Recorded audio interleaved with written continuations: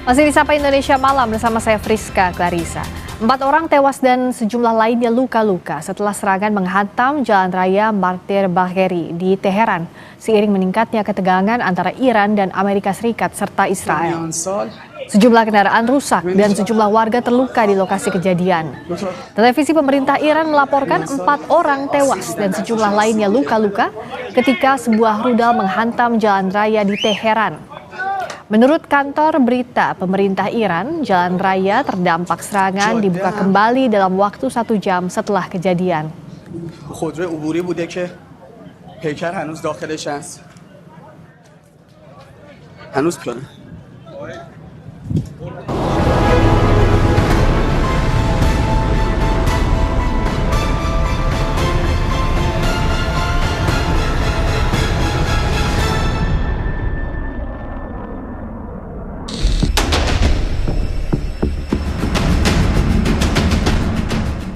Hampir 2 pekan, perang Iran dan Amerika Serikat yang dibantu Israel masih berlangsung. Ketegangan tak kunjung mereda, bahkan merembet ke sekitar kawasan. Presiden Amerika Serikat Donald Trump mengklaim perang melawan Iran akan segera berakhir. Trump meyakini berakhirnya konflik menandakan adanya awal dari sebuah negara baru. Or is, quote, very complete, but your defense secretary says this is just the beginning. So which is it, and how long should Americans be prepared? Well, I think you could say it both. The beginning, it's the beginning of building a new country, but they have no navy, they have no air force, they have no anti-aircraft equipment. It's all been blown up. They have no radar, they have no telecommunications, and they have no leadership. It's all gone. So, you could look at that statement. We could call it a tremendous success right now as we leave here. I could call it, or we could go further, and we're going to go further. But the big risk on that war has been over for 3 days. We wiped them out in the first 2 days. Tetapi klaim ini dibantah otoritas Iran. Mereka menyebut keputusan penghentian perang hanya berada di tangan Iran. ما الان دست برتر رو داریم. ببینید اینها هر طرحی که کردن شکست خوردن. همین الان هم به اهداف خودشون نرسیدن. جمهوری اسلامی ایران خسارات سنگین و دردناکی رو به رژیم صهیونیستی و آمریکا و متحدانشون وارد کرده. شما وضع اقتصاد جهانی و انرژی رو شما ببینید، این بسیار برای اونها دردناک است. پس ببینید ما ضربات مهلکی رو وارد کردیم در این زمینه. پس ما در واقع اینجا دست برتر رو داریم و از این رو در واقع جمهوری اسلامی ایران پایان جنگ رو در واقع تعیین خواهد کرد. Sementara itu menurut sekutu Amerika, Israel, agresi militer yang tengah berlangsung bertujuan untuk membantu rakyat Iran terlepas dari belenggu tirani dan membawa ke akhir yang permanen. השאיפה שלנו להביא את העם האיראני לפרוק את עול העריצות, בסופו של דבר זה תלוי בו, אבל אין ספק שבפעולות שנעשו עד עכשיו אנחנו שוברים להם את העצמות. ועוד ידנו נטויה. אם נצליח יחד עם העם האיראני, אז אנחנו נביא לסיום פרמננטי, במידה שיש דברים כאלה בחיי אומות, אנחנו נביא לשינוי, וכבר מביאים לשינוי כביר במעמדה של ישראל. חלק מהמאבק הזה, חלק גדול, זה בצד ההתקפי, חלק עצום זה בצד ההגנתי. בצד ההגנתי זה קודם כל, לפני כל דבר אחר, רצון העם, הכוח של האזרחים. כוח של האזרחים זה כוח של גם מי שמטפל באזרחים זה אתם, והאמונה שמטפלים בהם, שהיא גדולה מאוד, מאוד מאוד גדולה, זה בזכותכם. Apapun alasan Amerika dan Israel, Iran memutuskan untuk tetap melawan. Bahkan menebar ancaman terkait minyak dunia yang akan membuat harganya melambung tinggi jika perang terus dilanjutkan. دولت‌های کشورهای اسلامی انتظار می‌رود هرچه سریعتر آمریکای جنایتکار و رژیم وحشی صهیونیستی را از چنین اقدامات بزدلانه ضد بشری برحذر دارند تا شعله‌های آتش و جنگ بیش از این گسترش نیابد. در غیر این صورت اقدامات مشابهی در منطقه صورت خواهد گرفت و اگر تحمل نفت بیش از بشکه‌ای $200 را دارید این بازی را ادامه دهید. Kini tiap negara, baik Iran, Amerika Serikat, dan Israel, saling klaim memiliki kekuatan yang besar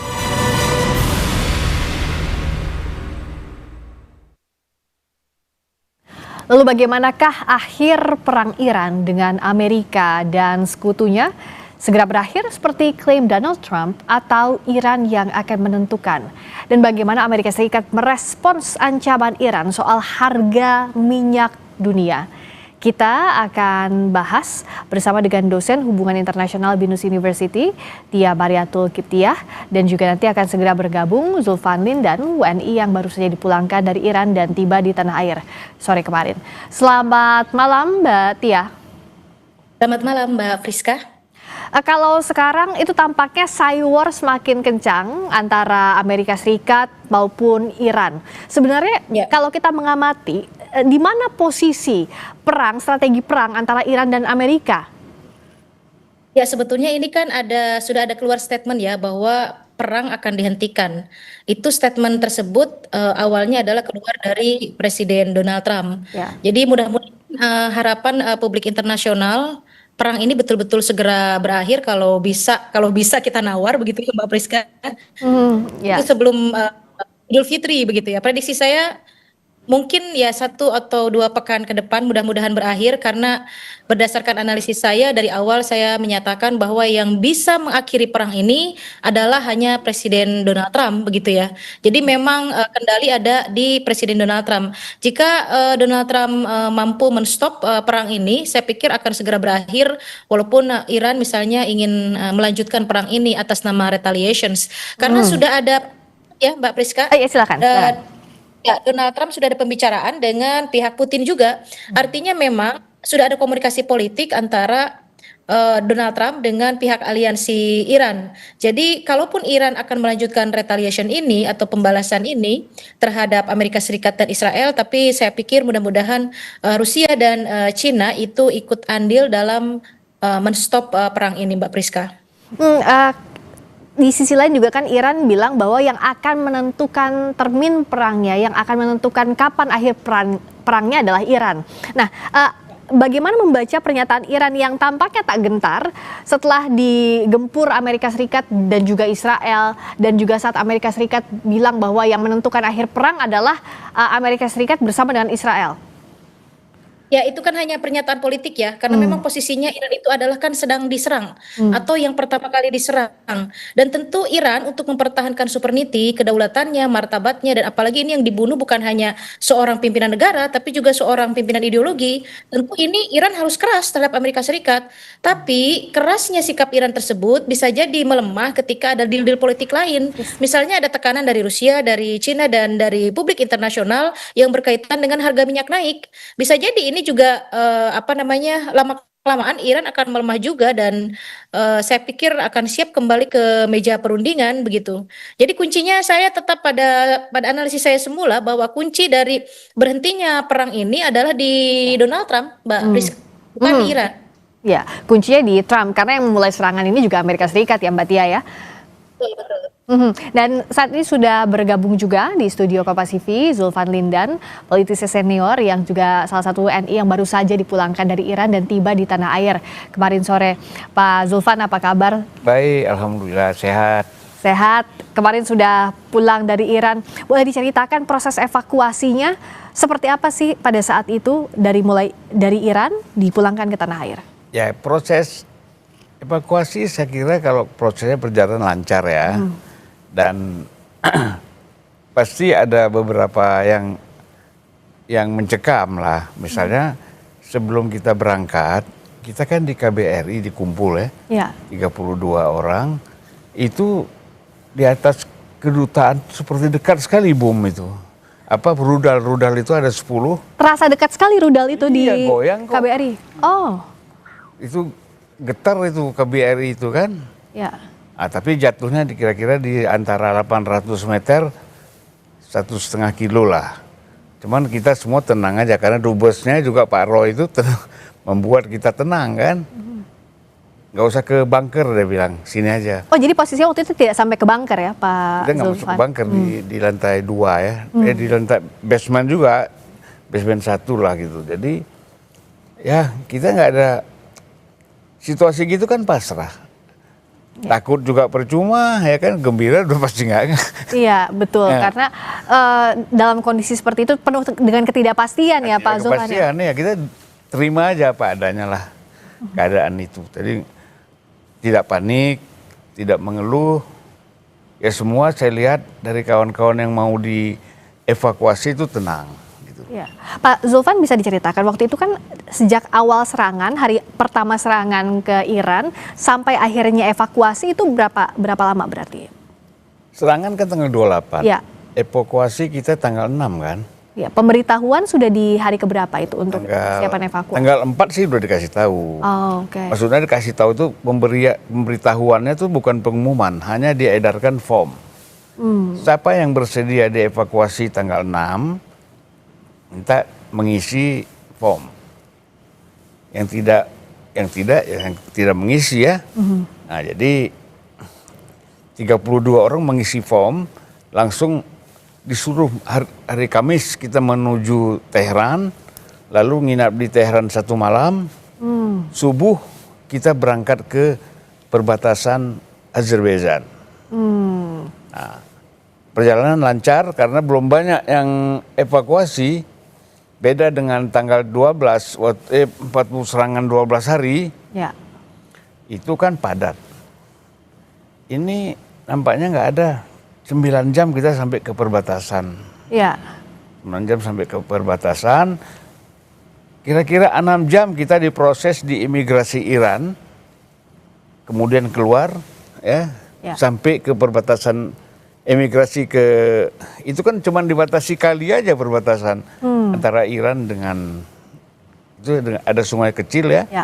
Nah kita melewati itu, kemudian kita diperiksa lagi visa dan macam-macam dokumen oleh imigrasi apa tuh Azerbaijan. Ya. Di sana sudah disambut oleh Duta Besar Berlian, ya.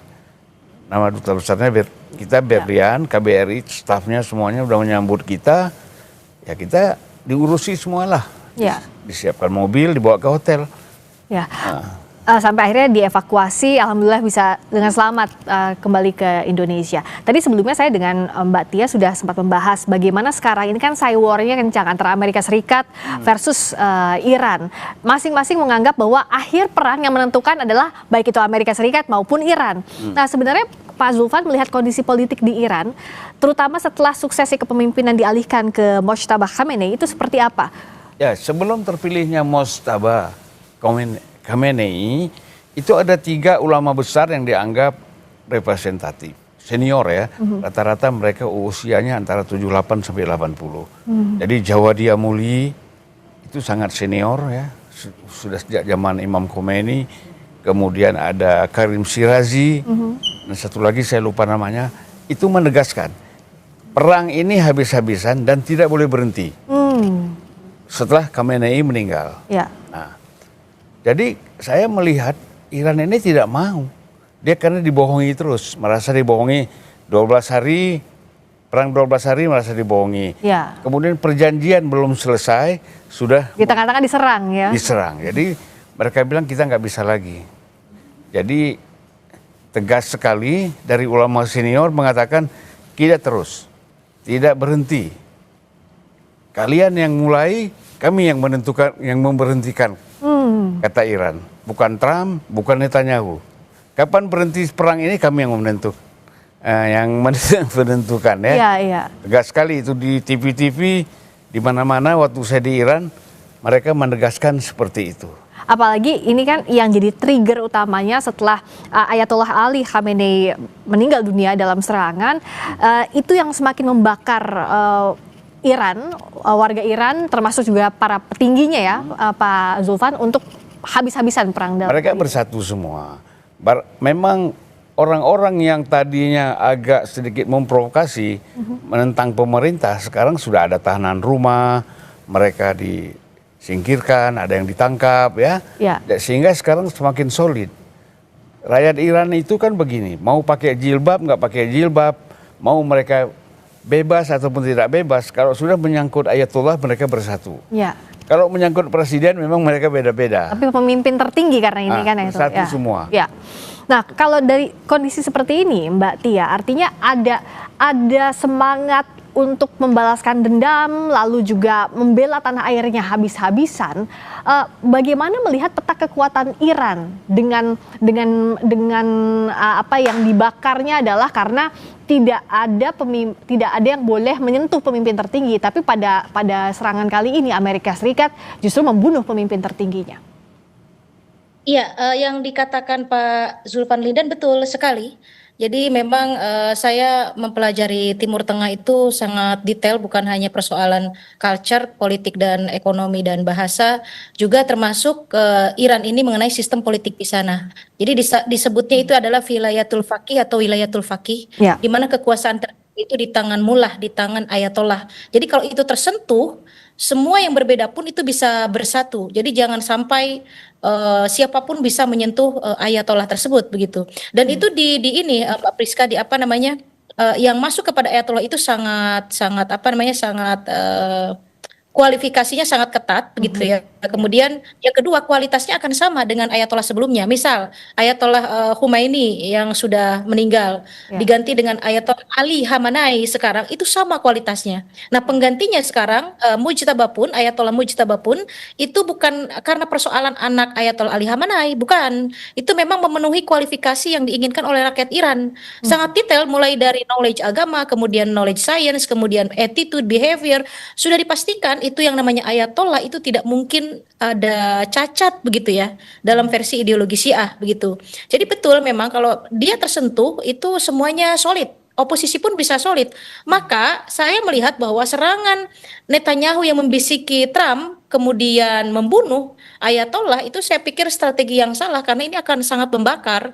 Hanya saja mungkin dari segi hubungan internasional saya melihat bahwa tetap selesai, karena saya paham sekali bagaimana kondisi perasaan rakyat Iran begitu ya dengan terbunuhnya Ayatollah. Kalau support sistemnya itu sudah mencoba cooperate dengan pihak Washington DC, saya pikir ini tensi akan menurun begitu. Jadi tetap saya pada dasarnya Trump itu adalah kuncinya. Amerika adalah kuncinya. Kalau mau berhenti perang dan ada deal-deal tertentu dan memastikan bahwa Amerika dan Israel tidak berbohong dan Amerika tidak terprovokasi lagi oleh Netanyahu, mudah-mudahan bisa kembali ke meja perundingan, karena efeknya terhadap ekonomi global luar biasa perang ini. Kenapa sekarang tokoh sentralnya adalah Mujtaba Khamenei sebagai pemimpin tertinggi, selain menggantikan posisi Ayatollah Ali Khamenei, juga kita lihat bagaimana respons Amerika Serikat maupun Israel.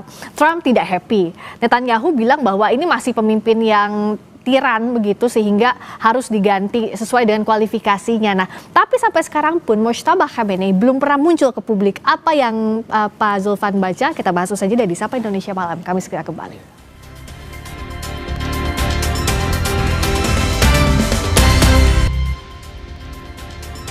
Masih di Sapa Indonesia Malam bersama saya Friska Clarissa. Kami masih bersama Zulfan Lindan, politisi senior yang jadi WNI yang baru saja dipulangkan dari Iran dan tiba di tanah air kemarin sore. Juga masih bergabung dosen hubungan internasional Binus University, Tia Mariatul Kiptiah. Menyambung pertanyaan tadi bahwa yang jadi sosok saat ini dituju adalah Mujtaba Khamenei. Sampai sekarang belum ada kemunculannya. Apa yang bisa kita lihat dari strategi Iran ini? Ya, jadi sekarang ini yang berperan aktif dalam rangka peperangan ini kan, itu sudah ada presiden, kemudian ada ulama senior namanya Ayatollah Arafi, yang ketiga yaitu dari Jaksa Agung lah semacam itu mereka mengatur. Nah, sementara fatwa terakhir ada di Mujtaba, dan jangan lupa kita di sana di lingkungan Mujtaba dan Khamenei dulu itu ada Ali Larijani, itu dulu ketua parlemen, lalu sekarang menjadi penasihat keamanan dan pertahanan dari Ayatollah, ya kan? Sampai sekarang dia bekerja terus. Nah, saya kira tidak terlalu penting sekarang itu kemunculan daripada Mujtaba. Jadi mereka tetap berkoordinasi dengan presiden, lalu menteri luar negeri, yang kemudian komandan Pasdaran. Nah, itu semuanya mereka tetap berembuk berpikir bagaimana penyerangan dilakukan, taktik-taktik, strategi. Saya kira kalau ini kan begini, Iran itu tahu betul kekuatan Amerika kan pada pangkalan-pangkalan itu. Ya. Makanya pangkalan di Bahrain, di Saudi, di Emirat, di Qatar itu diserang dulu. Bahkan Turki sempat kena satu rudal. Ya kan? Kalau Azerbaijan, Iran tidak mengakui bahwa itu rudal mereka. Mereka bilang itu rudal Israel. Oke lah ya gitu. Jadi tinggal sekarang Amerika itu juga pangkalan di Israel tidak bisa digunakan. Jadi satu-satunya jalan untuk menyerang Iran itu adalah kapal induk. Ya. Kapal induk juga kena rudal. Ya. Jadi sebenarnya dari segi udara memang semakin lemah. Sementara kan Iran ini banyak sekali, mungkin puluhan ribu tuh rudalnya masih disimpan. Nah, jadi mereka siap untuk itu. Di samping armada lautnya yang kita lihat kapal-kapal kecil yang tersembunyi itu memang siap mereka bertarung di laut. Kalau di darat, Amerika sudah mencoba terjun di daerah Kurdi, perbatasan Iran. Yang disebut Erbil, ya, sudah sempat terjun, tapi mereka semuanya ditembak, banyak yang mati. Jadi akhirnya ditunda lagi serbuan darat ini, karena Iran sudah tahu. Karena ya akan kontraproduktif, lebih sulit justru ya kalau masuk ke serangan darat. Kalau lawan, saya ingat itu kata Francis Fukuyama ya, mengatakan kalau kamu melawan Iran, selama dia masih Syiah yang ideologis, teologis, kamu nggak bakal menang. Berapa tahun pun perang nggak bakal menang. Oleh karena itu kata dia, sama Iran ini jangan perang. Kamu ciptakan dulu mereka menjadi orang yang sekuler. Sebagaimana Azerbaijan, 90% Syiah sekuler. Jadi artinya yang coba diganggu itu ya, tapi bukan lewat perang. Tapi kalau bicara soal perang ini artinya Mojtaba Khamenei dia masih punya kendali, tidak muncul, bisa jadi ini strategi untuk keamanan dan keselamatan agar tidak mengulang. Ya, sebenarnya dari segi Mustafa tidak ada ketakutan, karena mereka diajarkan tidak boleh takut kepada mati. Kalau dia sembunyi, berarti dia takut mati. Sebenarnya Ayatollah Ali Khamenei mengatakan, ketika diminta dia masuk ke bunker, ya, dia bilang rakyat Iran semuanya masih di luar. Masa saya masuk bunker? Ya kan? Yang kedua, saya tidak boleh menghindari kematian. Dia nggak mau menghindari kematian. Karena posisinya pada saat itu ya sudah di kantornya saja. Sudah di situ aja. Ya. Jadi Mujtaba juga seperti itu sikapnya. Nah, dalam kondisi seperti ini, Mbak Tia, bagaimana kalau kita melihat saat ini kan Iran tampaknya masih sendirian, pun berkomunikasi dengan Vladimir Putin, Presiden Rusia, ataupun dengan China itu tidak ada komunikasi yang intens membantu secara real begitu dalam kondisi perang. Nah, bagaimana sebenarnya yang harus dilakukan Iran? Karena ini akan jadi, kalau kita nggak tahu sampai kapan, tapi bisa jadi perang yang panjang, meskipun Amerika kekuatannya juga sudah banyak diganggu oleh Iran. Nah, apa yang bisa dilakukan oleh Iran dan siapa yang bisa membuka pintu ini? Saat ini komitmen Iran cukup tegas ya, terus melanjutkan perang. Itu tadi yang saya jelaskan, karena yang diganggu itu adalah seorang ayatollah. Jika yang terbunuh di Suriah, kita tahu Mbak Priska bagaimana brigadir jenderalnya juga terbunuh di Suriah. Kemudian berikutnya juga banyak pimpinan tertinggi Iran terbunuh. Tapi masyarakat Iran saat itu masih silent, hanya berupa kutukan. Tapi ketika seorang ayatollah diganggu, ini beda hal, beda masalah. Itu retaliation itu akan terus dilanjutkan begitu ya. Jadi dari pihak Iran sampai saat ini terus konsisten akan terus melawan sampai titik darah penghabisan. Saya melihatnya seperti itu. Hanya saja memang map ini bisa berubah jika ada pihak eksternal. Nah, pihak eksternal ini sampai saat ini masih sistemnya masih calling gitu ya. Baru komunikasi politik yang mereka lakukan antara Putin dengan Trump misalnya, atau Jinping dengan petinggi Iran begitu, dengan Pezeshkian dengan presidennya, baru pada sampai tahap itu. Artinya memang sampai pada bisa menghentikan retaliation-nya Iran, sementara Amerika Serikat sudah mulai berhitung bagaimana kondisi domestik di Amerika. File Epstein sekarang cukup mengganggu Trump. Yang kedua, bagaimana demonstrasi terus-terusan yang anti terhadap penyerangan terhadap Iran, terhadap perang dengan Iran begitu. Bahkan mereka sudah menyatakan bahwa mereka standing with the Iranian. Ini bahaya sekali untuk kondisi politik domestik Amerika. Makanya Trump mulai berhitung. Sementara Iran tidak berhitung, terus saja melakukan retaliation, melakukan pembalasan. Sementara belum ada yang bisa meredam emosinya Iran ini. Ya, Mbak Priska. Ya, ini juga menarik karena Donald Trump sejak awal pun meskipun di Kongres pada akhirnya tidak menghentikan perang ini, tapi kan keterbelahan di publik Amerika ini sudah nyata terjadi, Pak Zulfan. Nah, apalagi kalau Iran bilang emangnya Amerika kuat nahan sampai 200 USD per barrel. Ini kan jadi ancaman besar untuk Amerika Serikat. Bagaimana? Ya, jadi pertama Amerika itu sudah gagal dengan prediksinya ya. Dengan demonstrasi besar-besaran dia mengharapkan rezim ini jatuh. Kan gitu. Ya. Nah, kemudian tidak jatuh, tapi ayatullahnya terbunuh, ya wali fakihnya terbunuh, dan boneka-boneka yang diharapkan Trump bisa menggantikan ternyata tidak berhasil. Nah, jadi jalan satu-satunya perang. Nah, perang inilah adu panjang nafas ya. Saya kira kalau selama saya di sana saya dialog dengan ada ketemu ulama juga, ketemu intelektual, ketemu politisi, mereka nggak mau berhenti. Kita tidak akan berhenti sampai napas terakhir, ya. Dan mereka yakin menang, karena Amerika kan jauh, gitu ya. Makanya yang dihabisi itu Tel Aviv, Israel. Ini kan proksi Iran belum semuanya turun, artinya baru Hizbollah.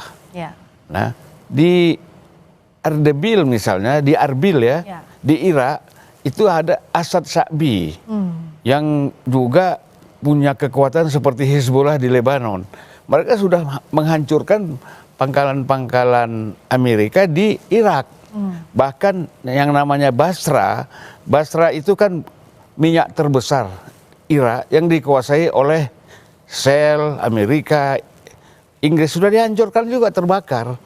Jadi mereka juga bingung dari mana sumber minyak nanti untuk perang ini. Jadi memang strategi dari Iran dalam konteks ini boleh lah ya. Nah, itu tidak diperhitungkan oleh Trump. Dia pikir perang ini perang antar senjata gitu, antar militer. Ternyata sektor-sektor ekonomi Amerika di Timur Tengah juga dihabisi gitu. Gitu. Dan ancaman ekonomi ini Mbak Tia jadi pukulan yang serius untuk Amerika Serikat. Artinya harus berhitung berkali-kali lipat kalau nggak mau harga tadi saat Iran mengancam memangnya kuat sampai 200 USD per barel. Ini tentu jadi hal yang harus membuat Amerika Serikat berpikir keras, Mbak Tia. Makanya ada pernyataan Trump kan yang terbaru bahwa dia akan mengakhiri perang. Karena rupanya harga minyak ini Mbak Priska sudah 100 lebih sekarang. Ya, betul. Per barrel. Ini sangat berbahaya sekali karena Amerika ini kan negara adidaya yang memang mempunyai banyak cabang ekonomi di berbagai belahan dunia. Jika ini mengancam aliansinya, itu juga sama dengan mengancam ekonomi Amerika Serikat. Jadi kalau misalnya Trump tidak berhitung mengenai ini, pertama kondisi domestik politik sendiri di Amerika yang banyak protes, dia juga terlibat Epstein file. Kemudian yang kedua, bagaimana ini juga memberikan efek terhadap aliansi Amerika Serikat dari mulai Uni Eropa misalnya ataupun negara-negara lain yang itu semuanya merupakan cabang-cabangnya ekonomi Amerika Serikat. Ini sangat berbahaya kalau tidak segera dihentikan. Maka prediksi saya mudah-mudahan saya bilang begitu di berbagai media bahwa perang ini bisa kan sebelum Idul Fitri begitu ya, mudah-mudahan begitu, 1 atau 2 pekan ke depan. Ya kita lihat Pak Zulfan ya, benar atau tidak nih analisanya. Kita mengharapkan cepat selesai ya. Betul. Ya, kita berharap cepat selesai sebelum Idul Fitri lah 1-2 minggu ke depan. Tapi kalau posisinya seperti ini, tadi sudah kita bahas juga dengan Mbak Tia, dengan Pak Zulfan, bukan tidak mungkin itu bisa terjadi ya, karena ya tadi dengan berbagai pertimbangan, desakan juga untuk Amerika Serikat terutama. Untuk apa melanjutkan ini lebih panjang lagi? Saya kira kalau Israel dan Amerika berhenti menyerang Iran, ya seolah-olah mereka akan mengaku kalah gitu, Iran juga berhenti. Kalau terus melawan, ya Iran terus menyerang. Dan saya tahu betul potensi mereka gitu loh. yang bagaimana mereka punya ribuan rudal yang di bawah tanah yang tidak bisa diketahui oleh satelit Amerika. Kan kita lihat setiap saat keluar itu bukan hoax. Iya, itu betul dan tidak terdeteksi di mana lokasinya. Dan di Qom itu, di perbatasan Qom mau masuk kota Teheran, itu ada anti rudal dan rudal di situ. Itu yang sempat diserang karena kalau malam ada lampu kecil yang nyala. Itulah yang bisa terdeteksi. Sebatas itu saja ya sejauh ini. Nah, Mbak Tia, artinya kan Iran tampaknya saat ini sudah siap untuk menghadapi Amerika Serikat. Meskipun setidaknya kalaupun memang mau jangka panjang harus punya teman lah gitu untuk perang, nggak mungkin Iran sendirian. Tapi kalau kita lihat dari apa yang disampaikan Trump, apakah Amerika Serikat ini bisa berhenti tapi dengan skenario gengsi seperti ini misalnya, kami berhenti menyerang karena memang kami merasa Iran sudah kalah. Kan ini juga yang disampaikan Trump beberapa waktu terakhir ini kan ya, Pak Zulfan juga Mbak Tia, bahwa kami sudah menyerang kapal-kapal milik Iran. Kapal perang kami sudah menyerang berbagai instalasi militer milik Iran. Itukah yang bisa jadi terjadi dalam waktu dekat ini, Mbak Tia? Ya, petanya kan begitu Amerika Serikat. Dengan siapapun dia berperang, kalau sudah mulai ada yang mengusik begitu ya, terutama kepentingan politiknya, dan sudah mulai berhitung, dia akan menyatakan menang. Nah, jika kalau Amerika sudah menyatakan menang, berarti ada sesuatu. Ada sesuatu yang artinya dia akan menghentikan perang, tapi tidak ingin menyebut kalah begitu. Kalah secara telak sih tidak ya Mbak Priska. Hanya saja ada perhitungan-perhitungan lain itu tadi. Bisa jadi kalau terus dilanjutkan, ini juga bisa terjadi pemakzulan di dalam negeri Amerika Serikat sendiri. Karena tipis sekali kemarin. Waktu vote itu antara Demokrat dengan Republik itu beda 2 atau 3 suara begitu. Artinya ini sangat berbahaya sekali untuk Trump. Tapi Trump tidak akan pernah mengakui bahwa dia kalah. Jadi pasti ada statement lain. Patternnya memang selalu begitu Amerika ini, Mbak Priska. Jadi self-declare bahwa menang itu pasti akan dilakukan oleh Amerika Serikat, apalagi Trump ya. Tapi pada faktanya apakah menang telak atau tidak belum tentu juga kalau dalam kondisi seperti ini. Pak Zulfan juga membaca hal yang sama. Ya, saya kira begitu. Jadi karena semangat nasionalis ini kan didorong oleh rakyat. Rakyat berteriak jutaan di jalan tidak mau berhenti perang. Ya kan? Ini bukan di tangan presiden, bukan di tangan menteri luar negeri, bukan di tangan militer juga untuk perang, di tangan Mojtaba. Mojtaba bilang perang terus. Karena dia pemimpin tertinggi militer, pemimpin tertinggi diplomasi luar negeri, juga presiden. Jadi kalau Mojtaba mengatakan perang terus ya perang. Jalan terus saja. Putin boleh negosiasi dengan presiden, dengan siapapun. Tapi kalau kembali dibawa ke meja wali fakih, ya dia memutuskan teruskan. Dan wali fakih ini punya penasihat ulama-ulama juga, yang juga mereka pernah jadi tentara dan pasdaran gitu. Dan kalau misalnya Trump bilang, Mbak Tia, akan mengambil alih Selat Hormuz, tentu tidak akan semudah Trump mengatakan itu ya, Mbak Tia? Ya, betul sekali. Itu kan teritori Iran ya. Dan saya pikir ini Iran juga sudah mulai memilah mana yang boleh lewat gitu ya, mana yang boleh tidak. Bahkan ada salah satu kapal kalau tidak salah pernah dihantam rudal Iran juga, memang tidak dikehendaki untuk Selat Hormuz begitu. Jadi hak teritori Iran itu menutup dan membuka, dan siapa yang berhak untuk lewat begitu, Mbak Priska. Dan itu tidak mudah ya. Trump statement silahkan, statement saja. Tapi lihat kita nanti hasilnya seperti apa. Karena Iran juga tidak akan mungkin diam ketika Hormuz ini diambil alih oleh pihak Serikat. Dan meskipun sekarang kapal Inggris, kapal induk juga Perancis sudah ada di kawasan Timur Tengah, ini tidak akan itu dikasih tiket asumsi seekers gitu ya. Jadi memang semuanya itu sekarang dalam posisi tidak ada di pihak Amerika Serikat. Semuanya mementingkan bagaimana perekonomian mereka itu aman dengan Hormuz ini yang memang menjadi esensi untuk Uni Eropa begitu.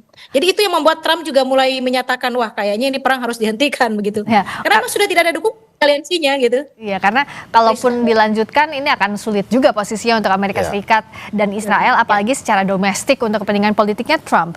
Lalu kalau dalam kondisi seperti ini Pak Zulfan, apa yang bisa dilakukan Iran dalam berstrategi menghadapi Amerika Serikat dalam kondisi saat ini? Ya, pertama mereka membangun soliditas di dalam negeri, ya kan, dan berhasil. Ada tokoh-tokoh yang memang menjadi tahanan rumah misalnya. Salah satunya itu adalah mantan presiden Hassan Rouhani. Saya dapat kabar dia digadang-gadang oleh Trump untuk seolah-olah akan bisa menggantikan. Tapi ternyata dia sekarang tahanan rumah. Dan tentu saja klik politiknya dia itu akan mundur. Dan banyak juga yang ditahan gitu. Nah, jadi sekarang kalau solid di dalam, kan perang itu enak. Tidak diganggu dari dalam negeri ya. Nah, jadi menurut saya bahwa dia semakin yakin. Karena dukungan soliditas rakyat, masyarakat intelektual dan ulama. Jadi saya kira sekarang strategi pertama itu kan berhasil. Menghancurkan seluruh pangkalan di Timur Tengah. Timur Tengah ya. Dan negara-negara sekutu yang ada di jangkauan Iran lah. Nah, kemudian yang kedua, Ayatollah Khamenei itu pernah mengatakan, kami akan hapus Israel dari peta dunia. Nah, sekarang saatnya mereka melakukan itu. Makanya Tel Aviv itu rata. Nah, kalau beda ya, kalau kita nonton Al Jazeera yang bahasa Inggris, itu kecenderungannya tidak ada berita tentang Iran. Tapi kalau Al Jazeera dalam berbahasa Arab, itu agak imbang. Oke, jadi artinya ya memang sekarang kondisinya ya Iran pun mengamankan kondisi dalam negerinya untuk memenangkan pace melawan Amerika Serikat. Dalam arti memenangkan ini mengamankan jangan sampai ada serangan yang lebih luas lagi. Kita akan tunggu, semoga yang tadi kita bahas bisa 1 sampai 2 minggu ya sebelum Idul Fitri lah. Mudah-mudahan ini cepat-cepat damai lah. Cepat-cepat damai agar tidak berdampak lebih luas lagi untuk banyak negara akibat perang yang tidak berkesudahan. Terutama kita. Iya, betul sekali. Itu yang kita harapkan. Terima kasih Pak Zulfan, terima kasih juga Mbak Tia sudah dari Sapa Indonesia Malam. Halo Mbak Tia. Mari.